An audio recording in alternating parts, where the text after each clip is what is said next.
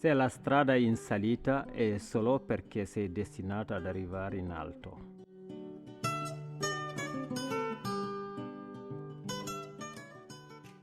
Allora, siamo qui con Cerno Gaje, un autore esordiente che ha appena pubblicato il suo primo romanzo, Scuola di vita. Ciao Tierno. Ciao Moira. Come mai hai deciso, pur essendo un uomo ancora giovane, di scrivere un romanzo autobiografico? E a dire la verità, questo romanzo era dentro di me, perché sono tante storie della mia vita, con tante sfide vinte e perse, però con il coraggio ho dovuto affrontare, quindi mi è sembrato interessante poter scrivere e condividerlo anche con delle generazioni, sicuramente può servire anche nella vita in generale. Come mai questo titolo, Scuola di vita?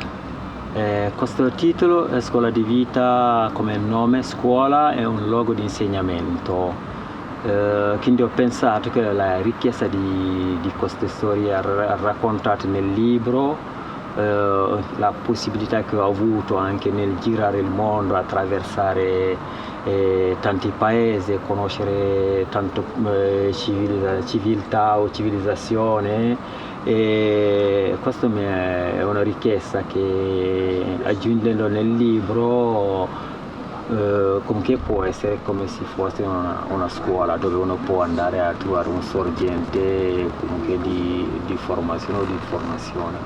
Ho capito. Il piccolo Gori nacque a Giudegiabe, un villaggio fondato da un pescatore di nome Seidi Gorel e da un guerriero chiamato Pate Jamalla. Il villaggio si trova nel nord del Senegal, sull'isola fluviale di Morphil, situata alla confluenza tra il fiume Senegal e un suo braccio secondario, il fiume Due.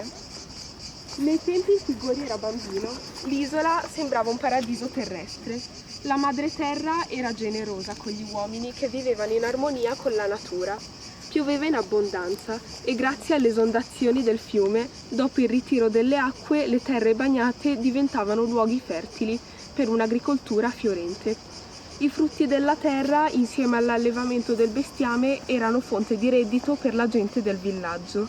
Non mancava niente per essere felici. In questo romanzo parli della tua vita fin dalla tua infanzia, dalla tua nascita nel villaggio del Senegal, in cui appunto sei nato e hai trascorso i primi anni, fino al tuo arrivo in Italia. Parli del tuo villaggio come di un luogo fatato, un luogo da favola. Vuoi spiegarci un po' com'è stata la tua infanzia nel villaggio? Sì, è un bel passaggio perché il villaggio mi ricorda tante belle cose, soprattutto questa armonia, no, tra la popolazione e l'ambiente. E in quei tempi anche la madre terra era molto generosa, quindi c'era tutto, e soprattutto due aspetti principali mi tengono a cuore. Sul modello educativo, che il bambino è considerato come un bene comune, quindi tutti si impegnano a curarlo, a farlo crescere con i valori. L'altro aspetto è la solidarietà, che era una cosa bella, dove si condivideva tutto. Tanti amici e conoscenti emigrati sono tornati ricchi. Non sono né più bravi né più coraggiosi di me. Perché non potrei fare come loro? Malgrado mi allettasse l'idea di andarmene, ero deluso e disperato. Non sapevo dove andare, come andare e quali rischi affrontare. Inoltre, sapevo che per migrare occorrono soldi, ma per il momento io, quei soldi, non li avevo. Passavo intere notti in bianco per organizzare un piano di viaggio e giorni di ansia per maturare la decisione di lasciare i miei cari e il mio paese. Ma i soldi, dove trovarli? Ero angosciato. Avevo perso ogni speranza sia di vivere nella mia patria, sia di poter migrare. La parte più corposa del tuo romanzo in cui parli del tuo viaggio, un viaggio che ti porta dal Senegal al Gabon e poi ti porterà fino in Italia. Che cosa significa per te il viaggio? Bella domanda, perché nel mio caso il viaggio è una sofferenza, è una delusione, perché non ho scelto di andare, per tanti motivi ho dovuto lasciare il mio paese e questo succede anche a tante altre persone. Basta fare l'esempio, uno che studia, si laurea, non trova lavoro, dove c'è la guerra, dove c'è la fame, tutta quella roba lì fa che a un certo momento ognuno di noi ha il diritto di sognare, e se non arrivi a realizzare i tuoi sogni, la strada è di andare. Questo andare è un viaggio, diciamo un viaggio però obbligato, quindi dove lasci i tuoi cari, è duro. È un viaggio pieno di insidie, perché è stato un viaggio che è corso sul filo del rasoio. Assolutamente, e anche quello, perché è spinto ad andare, non usi neanche la testa e non sai anche quanti rischi puoi affrontare, e tanti fanno così perché al momento della delusione l'importante è andare, dove andare, cosa puoi incontrare, la testa non c'è in quel momento.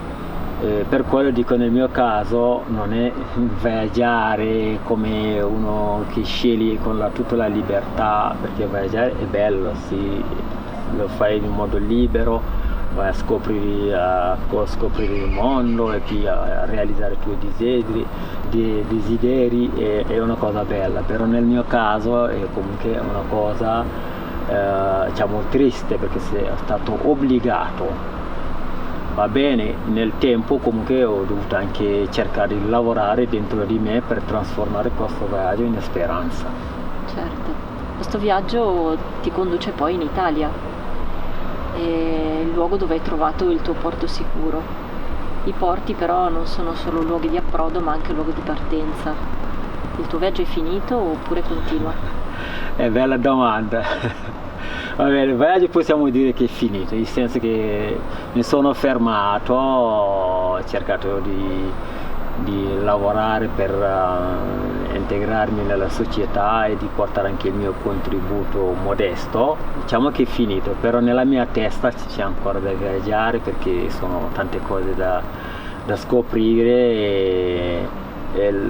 L'altra cosa che volevo segnalare, il porto diciamo sicuro c'è, però può cambiare, perché un paese può essere sicuro e a un certo momento cambiare, quindi questo mi ricorda anche il fatto di impegnare a creare queste possibilità, perché se io ho fatto più di 20 anni qua, senti certe cose, alcuni pregiudizi, no? Un po' di razzismo, questo ti mette in dubbio se sia ancora un porto sicuro, perché sembra che le regole stiano cambiando.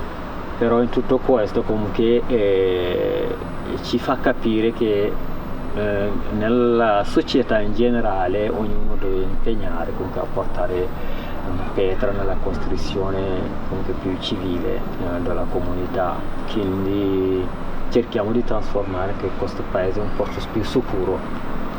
Grazie Tierno per aver risposto a queste domande e grazie per averci lasciato questa testimonianza. Grazie a Moira per avermi dato questa opportunità e spero che questo libro può servire a tante belle persone. Grazie di tutto. Questo libro dovrebbe essere letto da tutti coloro che vogliono conoscere ciò che avviene in altre terre del mondo, dove la vita è una continua sfida e i diritti non esistono o sono calpestati. Scuola di vita illumina il ritratto di un giovane uomo che ha lottato con dignità ogni giorno per migliorare se stesso, spesso nella sofferenza e nell'indifferenza, mettendo al centro della sua esistenza il concetto di bene comune e di una ritrovata umanità, basata sull'etica della convivenza. Anna Maria Haberman.